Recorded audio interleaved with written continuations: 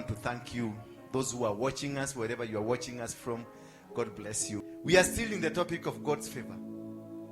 And today, I want us to look, stop blocking your miracle. Thank you, Father. I give you glory and I give you honor. Use me as a vessel, God, to reach to you and to reach to your people. Bless me as I speak your word. Allow me only to speak that you want me to speak. Allow me, Father, to go to the level that you want only me to go to. Allow me, Father, to do only what you want me to do. In Jesus' name we pray. Get seated. I want to thank God because of everything. Stop blocking your miracles. We are going to take our reading from Joshua 5, 7 to 9. Joshua 5, chapters 5, verse 7. There we are going to 9. And we'll be learning more about Gilgal, about our past, about what we are supposed to do. Tutasoma mengi kujihusu sisi wenyewe. It's a miracle. So it was their children whom he raised up in their place that Joshua circumcised. For they were uncircumcised because they had not been circumcised on the way. When the circumcision of the whole nation was finished, they remained in their places in the camp until they were healed. And the Lord said to Joshua, "Today I have rolled away the reproach of Egypt from you." And so the name of that place is called Gilgal till this day. Mwambie, it is called Gilgal till this day. Hallelujah. They were circumcised for over 40 years. Circumcision, if you go back into the beginning of the Bible, in the book of Genesis, Abraham aliambiwa aende atairishe mtoto wake na mtoto wake amtairishe. They made a covenant with God. Circumcision is a covenant between man and God biblically. Bwana Yesu asifiwe sana. And God ordered Abraham, this must be done. And God ordered as a covenant. The blood that was shed was a covenant between man and God. But when the journey getting out of Egypt started, Moses, the man of God, told them, "Today we are not going to circumcise because it is an 8-day journey. Therefore, hatuta circumcise leo, kesho kutwa kwa hizi siku 8. We are not going to circumcise. Ndio tukifika huko, we start because we cannot circumcise and then let our children walk and they are not healed." Moses, without interpreting and asking God, "Why did you bring circumcision?" he decided to he decided to suspend the covenant of man with God for a short while. Those are the mistakes that we make in life. He decided, aliamua akasema ya kwamba asimamishe maagano ya binadamu na Mungu, maana this is a covenant between God and Abraham that you are going to be circumcised and this is going to be the mark of my covenant within you. So wakati Moses alipatiwa wakazi ya kuwaondoa wana wa Israeli na wazee wake, wakadecide sasa hatutatayarisha for the next 80 days we are not going to circumcise. Remember, the children of Israel walked in the covenant of God. From the day Abraham was spoken by God, they walked in the covenant. So Moses decided to remove them from the covenant, akawatoa nje ndio wa postpone the circumcision. Therefore they stopped walking in the covenant. Meaning the person who was aiding you to go has been removed. Meaning from that point henceforth you are not going to move. Hallelujah. And they decided for 8 days we are not going to circumcise. Why? Because we want to take 8 days off from God. That is the nature of a Christian. That's the nature of a human being. We have decided to take days off from God, the God that is allowing you to breathe, a God that is allowing you to walk, a God that is allowing you to do business, a God that is allowing you to worship, a God that is aiding you in every move of the day. They decided to get out of the covenant. When you get out of a contract that you've signed, it means every business that you're doing must be cancelled. When you get out of the covenant, your blessings gets out of, because the covenant is carrying all the blessing. A blessing is an agreement. A covenant is an agreement between two parties, and you have agreed that you will supply me A, B, C, D, me, and I will do B, C, Q. Meaning, once you get out of the contract, anything that you agreed together will not work.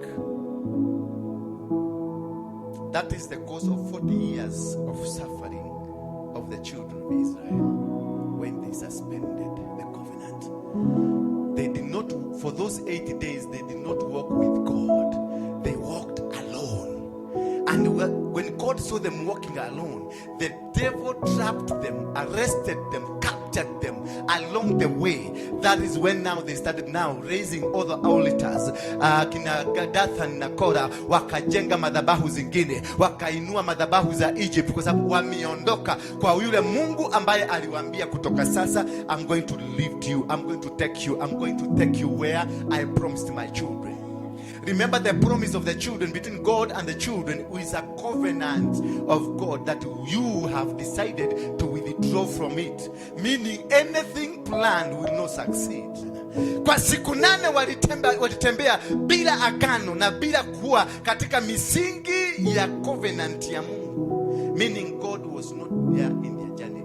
Once you delay, utoke hivi kidogo, ile railway line train when it come itoke kidogo, lazima itaanguka, na ikianguka haiwezi, lazima itakuja kuinuliwa. Hizo siku 8 walitembea bila Mungu, and in that process the attacks were so much and they were defeated because they were not in the covenant.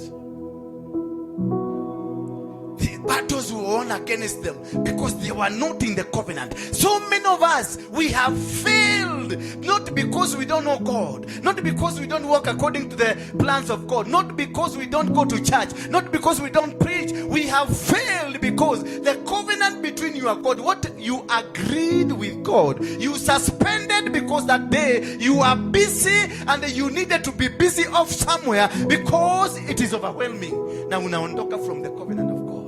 You tell God, this week I'm not going to the mountain. Why? Because I have a business I'm going to tackle. And that is week that God was about to bless you. If the children heard from God and they followed the covenant, they would have circumcised na bado wangetembea tu. Walipofika kule siku 8 zikaisha, kwa sababu hawako na Mungu, they were attacked, disorganized, na wakaharagani wote wakaondoka in the line of God. From there they started struggling. From there they raised altars. From there they did all things that they were doing in Egypt. Wakaanza kuzifanya, naye Mungu akaondoka. They got into the wilderness. The problems started. When you get out of the covenant of God, ukiondoka kwenye mipango na mikataba ya Mungu na nia za Mungu, basi unaanzisha vita zingine, unaanzisha mipango mingine, unaanzisha vitu vingine ambavyo vitaanza kukuvamia, maana milango imewachwa wazi. Askari waliokuwa na kulinda wanaondoka, protection uliokuwa unapata inaondoka. Now you become vulnerable, meaning the plan, the initial plan ambayo ilipeleka wana wa Israeli Egypt, wale ambao waliwapeleka, they are not dead, they are still alive. They will grab you back, not to Egypt, but to another area of wilderness where you will suffer because you tried to get out of. Never attempt the devil, because the devil akijua you are trying to come out. Never attempt to go to destroy an altar. Never attempt to go to destroy an evil. Usikie baba yako ni muganga, ama baba yako ni hii, ama mama yako alikuwa hivi, ama kwenu kuna misingi ya kiuganga. Don't, because you got created, kwa sababu uliokoka jana. No, ati kwa sababu umeombewa na Benihini, ati kwa sababu umeombewa na TB Joshua, ati kwa sababu umeombewa na Waruinge. Sasa unakimbia kwenda sasa, pepa toka, pepa toka, pepa toka. Itakurarua. They will kill you. You don't have the power. You don't know what was the covenant between ile. Ndio hiyo manini madhabahu ikuwe hapo. There is a covenant and there are sacrifices made. be able to have the power to destroy the covenant, the altar and the sacrifices. Lazima ukuwe na hizo nguvu. Kama hauna, don't attempt. Na ukiattempt utapigwa vita. Ndio unaona mtu anakuja hapa na muombea, akirudi nyumbani ana vita vinazidi zaidi, mpaka unashangaa ni kwa nini vilizidi zaidi. Kwa sababu we prayed for an altar that you don't understand. You must understand the altar and name it. Give it. Name it. This is the altar of Baal. This is the altar of this. This is the altar. For you to defeat any person or any altar or any force or any power, you must be able to know which kind of army you are fighting. Hawezi kupigana na majeshi ya kwa maji hapa ardhini. You will not see them. Wataikia ndani ya maji na wajificha huko na wanakuona na binocular. Until you know, ninapigana na jeshi la inchi la maji la Kenya, ndio uende ukapigane kule Mombasa, because in the mainland you will not find them. Watakuwa tu wanarusha missile wakiwa kule baharini.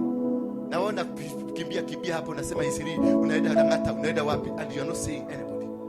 You must know what you are fighting. You must know where you are headed to. You must know the strength.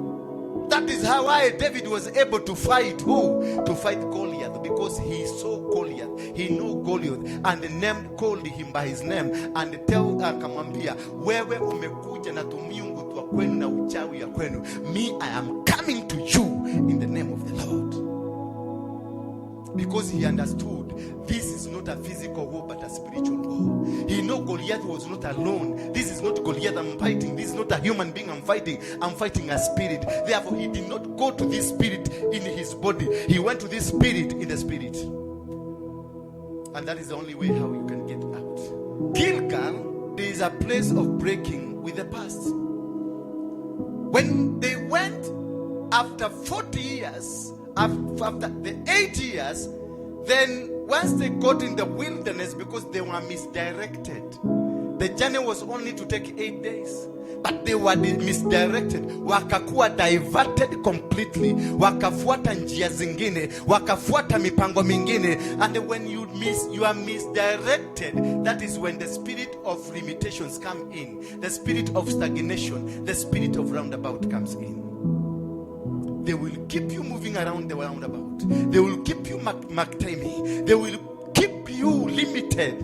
And you think and believe this is what God wants me to be. Kuna watu who are billionaires, but the devil came and gave them a small kiosk and a busy one, a small but very busy one. Unafungaka saa 6 usiku, unafungua saa 12. Very busy. Unakaa hapo every day, the whole year. Hata kwenu uendaki kutembea. Kwa nini? Because you are busy, customer wako ni wengi. Pray for that business. If you are not able to go to see your mother, if you are not able to go to see your father, if you are not able to go to church because your business is so busy, so demanding, hata Jumapili customers ndio wanakuaga wengi, there is an altar in that business. And this altar is a limitation altar. They keep you busy with a small thing. You are a billionaire, you're supposed to have a chain of shops across the country, but they will stagnate you in one and keep it very busy for you. That money is revolving, money is moving. Unakuta per day you can make a profit of 10,000, 20,000 every day. You are making money, but the money you are making unairegesha tu hapo. You can't see an opportunity somewhere. Until you get so old, you cannot go to Kisii, you cannot go to Kisumu, you cannot go to Nakuru, you cannot go to anywhere. Why? They have managed to sustain you in that small shop. Remember, God had said, I'm going to multiply you. That's the book of Genesis chapter number 1, verse number 28. And go to multiply and do what? Be fruitful and multiply. If your business is not multiplying, if the kind of work you are doing is not multiplying and is not being fruitful, then you are wasting your time. No matter how busy you are, no matter how busy you are wherever, no matter what kind of a promotion you are holding, no matter what kind of a position you are in, that position is demonically led to you to sustain you there so that you cannot see the other side of the glory of God. Bwana Yesu asifiwe sana. I hope you're understanding me. And that is what has eaten us. The children of Israel, they were kept in the wilderness for the last 40 years, being busy, and Moses was also kept busy. Every time he went to the mountain, he will find Korah and Dathan wamejenga madhabahu. Every time he will come from the mountain, he will come and find something negative. Every time he went to the mountain, he will come and find something negative. Every time he went to the mountain, something negative was already there, because it was a pattern from the demonic world to keep this man busy, not to liberate these children. Now when Moses was removing the children, as they were moving, Moses will go to the mountain to seek God. As he comes back, he finds something different, because they knew Moses is from the clan of Levi and Simon. And this clan of Levi and Simon, they are carrying a curse of anger and bitterness. So he was treated and na akachungwa na akaangaliwa na wakajua huyu mjamaa tutamshughulikia kwenye anga. So he will not take the children of Israel where they are supposed to go, kwa sababu ako na hasira, walishughulikia yeye na hasira. The devil will monitor you, evaluate you, and know where can we arrest this man. Bwana Yesu asifiwe sana. Moses was from the clan of Levi and Simon. Remember the clan of Levi and Simon. Who can read us the blessings of Jacob's sons, 48 Genesis. Hallelujah. Alikuwa kwenye hiyo clan ya mtu ambaye walilaaniwa, wakaambiwa nyinyi mtadominatiwa na anga, hasira. Kwa hivyo ukiangalia safari yote ya Musa ilishughulikiwa, maneno yote ya Musa yalishughulikiwa kwenye anga ya hasira.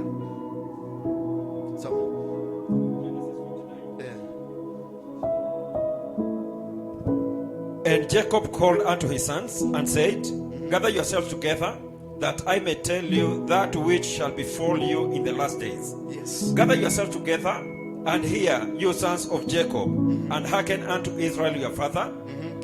Reuben, thou art my firstborn, my might and the beginning of my strength, the excellency of dignity, and the excellence of power, unstable as water. Thou shalt not excel, because thou wantest up to thy father's bed, then defileth thou it. He went up to my coach. Simeon and Levi, yes, are brethren. Instruments of cruelty are in their habitations. Yes. O my soul, come not thou unto their secret, yes, unto their assembly. Yes. My honor, be not thou united, for in their anger they slew a man, and in their self-will they digged down a well. Thank you. In their anger they slew, walichinja mtu na wakakatakata ng'ombe. Bwana Yesu asifiwe sana.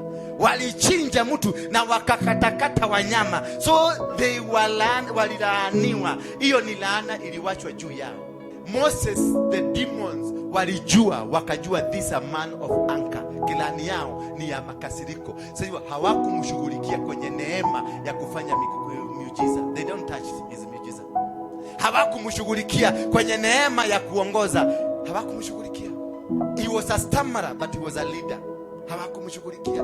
Walijua where can we bring this man down? Ni kwenye anga yake. Ndio unaona kina Dathan na Korah wanaamuka, because akikuta wamejenga hema, alikuwa anakasirika. Akikuja wamechonga michongo ya ng'ombe, walikuwa nakasirika. They knew the only way to deal with this man is anger. You are suffering because whatever you find yourself doing, it is arrangement from the devil. Most of you mumepoteza njia zenu kwa sababu mulikosa kuuliza Mungu direction. It is always very important. Ask God for direction. He asked Ezekiel and told Ezekiel, come. And he asked him, can these dry bones be alive? And Ezekiel told God that you only can know, because he didn't know. And when God told him, prophesy, being with God, God does not do miracles. He uses people to do the miracles. He told Ezekiel, prophesy. God was there. He was telling, he told him, prophesy. But when God said prophesy, the bones did not come together. When God told him prophesy, nothing changed. It was normal. But when the man of God Ezekiel prophesied, things started working. God has the power. He will give you that power so that you can be able to do it. If only you can be able to understand that the power you took on now, it is donated from God, and God will not use it. He will allow you to do it. So while they suspended the covenant of God, they stayed in the wilderness. Walikaa kwenye wilderness for 40 years because of suspending the covenant of God. They should not have suspended, because your relationship with God must be a continuous process, with or without. While they were suffering, none of them, because of suspension, no one was circumcised, meaning the entire generation in the wilderness did not belong to the covenant of God. Will be your family suffering because muliodokea Mungu? Will you be suffering? Is your business suffering because muliodokea Mungu? Is your ministry suffering because uliodokea Mungu? Yes, you give donation, you give tithes, you give sacrifices. Are you doing this in the right way God wants you to do? You may be giving tithes, you may be giving offering and sacrifices, but to the wrong person, to the wrong ministry. Because your sacrifice and your tithe is meant to go to where God wants it to be, so that it can be a help to the people He wants them. Because you have misdirected the will of God. We must be walking in the will of God. Our Father who art in heaven, thy kingdom come, thy will be done, as it done in heaven, be done here. So it is the will of God giving you that which has given you. He has a purpose for why He gave it to you. Now when they were told to, they suspended the circumcision, the covenant, the blessing, the covering of God got out. And when it got out, they suffered for 40 days. Until when Moses died because of suspending. Moses did not die because of anything. It is because of suspending the covenant. That is why you will not go to where the covenant was taking them. The covenant was angry with this man who suspended and delayed the process of God. The covenant was not happy, and they knew it is Moses who told these people to get out of me, and now I will deal with you. Now when the angels of the devil and demons, they hear this, now they will organize and go, and wanaenda kwa archives, wanajua huyu ni kirani gani, ni kirani iliyolaaniwa kwa hasira. So we shall deal with them on the angle ya hasira. Sasa ukiona mtu anakasirika hapa, chunguza yeye kwanza. Ukiona mtu na hasira nyingi, kuchunguza, wacha kumkasirikia. Uchunguze kule walilaaniwa, because this is a long term process. Na unategewangwa hapo tu. Kama wewe ni mkoroko ya pesa, utaletewa pesa ya getate ya wamama huko, utaletewa pesa ya wamama. Na wewe ni pasa, unaambiwa wewe ni mke wa pasa, unaambiwa tuwekagie hii pesa. Kwa sababu they know hapo ndio watakushikia. Because what is the altar that operates in your family? What is the altar? What is the covenant that operates in your family? That is what they looked at, and that is what they look at. That is what they would use all the time. Moses failed to see Canaan because of anger. Walijua tu.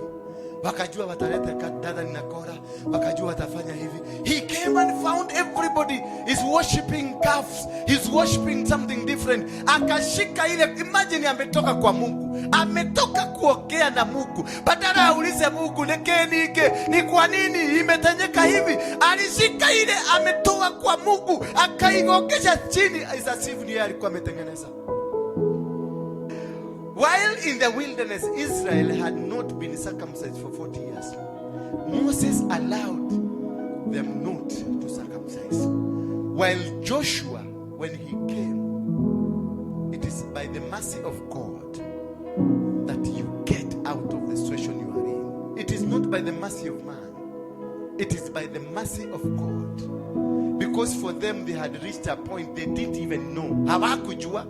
They didn't know ati wanafaa kutahirishwa. Imagine ibibi vikubwa vya 40 years kwa sababu 80 days 40 years. Vibibi vikubwa kinakana hakijui kinafaa kutahirishwa. Hakijui maana kilikaa kule jangwani. Hawakufundishwa mbila na tabia za kule jangwani, za kule kwao. Wajue they were supposed to be circumcised. Wakiwa Egypt kwenye utumwa, they protected their culture. But wakati waliingia in the wilderness, when you are about to get out of what is holding you, that is when they remind you, they take you the wrong direction. And they were taken the wrong direction. For 40 years wakafungwa macho. You are suffering, you've been suffering. Maybe this is your 10th year, maybe it's your 30th year, maybe your 40th year. You are suffering, no, because you don't know. You are seeing, but you're not seeing. You have it, but you are not able to know. I am carrying something that is not wanted. Mimi ni kipii na stahili kuwa kipii. I am not supposed to make a covenant. Hata ujui, until Joshua reminded them. Joshua came and reminded them. Joshua kawauliza, unajua wewe you are a kipii, wewe haujatahirishwa. That is the situation you are in. You are poor not because you are supposed to be poor. They made you to become poor and made you to believe in poverty. That is your line. The entire agenda is to remove you from the grace of God. Because anything that comes along you, it has got its own grace. Iko na time. Iko kila kitu. Hii ministry yetu, iko na grace ya kila kitu. That is why you see, I'm always very keen on what is happening in my life. Grace ya kutoka hapa imefika. Grace ya kuingia kwenye nyumba kubwa imefika. I have to open my ears. I have to open my eyes to see where I'm going is much bigger than where I am. Bwana Yesu asifiwe sana. Sema I refuse to be confused. Sema I refuse to be confused. Sema I refuse to be stagnated. I refuse to be stagnated. I refuse to be limited. Joshua told these people, you are not circumcised, and he ordered, sema he ordered, for a mass circumcision. Because the fathers were not allowed. Hawakuingia Gilgal, hawakuvuka the other side. Mafathers wote walikufa na Musa. Only 2 people, Joshua and Caleb, were able. But for the rest of the people, ni wale walizaliwa jangwani. Na wote walikuwa vipi. So they were reminded how it was being done. God sent Joshua to remind them and told them, from today, go tell these people to be circumcised. Na walikatwa. Imagine walikatwa. And the most unfortunate thing, because they were old people, there were some who did not heal, they died. There were some who took long to heal, and there are some who took short time to heal. That is the nature of a ministry. In a ministry, there are times, there are people who will die. Kuna watu tulianzisha na wao, they will die along the way. Spiritually watakufa. Wataenda. Unaangalia jumbo na shida, na tulikuwa na fulani. Wao walikufa because that is nature. Number 2, wapili kweli kufanya kupata shida. Some will take long, a month or so to heal. There are people in church who will walk with them, but they don't understand you. They don't understand the concept of the church. They don't understand under which anointing you are. There are people with you, they don't understand, interpret anything that you are carrying. And they are allowed to be with you. And there are people who will come one day and see, this man of God, this is not what the other people are saying. Who you see, venye hawa watu kama wangejua huyu ni nani wako na yeye. Amekuja amekatwa na amehili immediately. Bwana Yesu asifiwe sana. And once they did that, walipokatwa na wakahili, the reproach, ile madharau na chukizo, the day you know yourself, the day you understand why God called you, the day you understand why you are in this ministry, the day you understand why you are in US, the day you understand why you are in UK, the day you understand what is happening in your life, Bwana Yesu asifiwe sana, then massive deliverance will come to you. Massive deliverance will come to you because you have connected with God. And the reproach, what has been stopping you from becoming, will be removed because you have removed and you have re-entered into the covenant with God. Tell your neighbor, mwambie mwenzako, turudi kwenye covenant ya Mungu. Turudi warudi kwenye covenant ya Mungu. And they say, and until today the place ikaitwa Gilgal, meaning the reproach of Egypt. Madharau ma Egypt ni madhira. Mwambie mwenzako madharau ya Egypt lazima ishe. It has to come to an end. It has to come to an end. Madharau ya umaskini imeondoka. Madharau ya kuchukiwa na kudharauliwa imeondoka. Madharau ya kuonewa imeondoka. Madharau ya stagnation imeondoka. Madharau ya limitation, it has come to an end. This day today, mark it somewhere. You will remember this day. Madharau imeondoka. Leo nego die. Bwana Yesu asifiwe sana. Nego ni kuenda sasa. Hallelujah. Anything you will touch on today, from today, anything, iwe ni biashara, iwe ni ndoa, iwe ni whatever that you will touch, it will work, itawaka kama yuko. Hallelujah. Inua mkono wako sema I receive. Inua mkono wako sema I receive. I receive. Let me finish by telling you this. Allowing yourself to be corrected, that you win every battle. Allowing yourself to be corrected, to be guided, you will never go wrong. When Joshua came into these children, he corrected them. He told them, we have a mess. And that is why God sustained the two, Joshua and Caleb, because they carried the history of where they have come from to where they are. Bwana sifiwe sana. Sometimes it's very important to break your past. Understand to break your past. And make sure that you conquer your past for you to go to the next level. The past of poverty, you must contain it. The past of being a prostitute, you must contain it. A past of being neglected, rejected, you must conquer it. You must win every battle in your life. You must conquer those that have been against you. You must conquer the limitations. You must conquer the stagnations. You must conquer the forces of darkness. You must be bold and not a coward. You must speak as it is. Don't speak because you want people to follow you. Speak nicely because you are pastor. You want people to be following you. Don't depend on their money. Don't depend on whatever they give you. Let them keep their money, but you preach the gospel the way it is supposed to be preached. Do the will of God. God knows what you are supposed to eat. God knows what you are supposed to dress. God knows how you are supposed to live. Leave men alone. This is a sinking sand. Amen. Forget about it. That I want to preach nicely. Ati washirika wasitoroke wakwende kabisa. Kwenda I will preach, nitahubiria viti na vitasikia. The Bible says let us be biblical. Wapta mawe itahubiriwa ama itahubiri, and the gospel will be preached. There are 7 billion people in this world. Kuna watu wanasikiaga, they can even pay ticket for me niende kwao nikawaambie neno. So if you retain yourself, once you understand that you don't need people to propel you, you need God to propel you.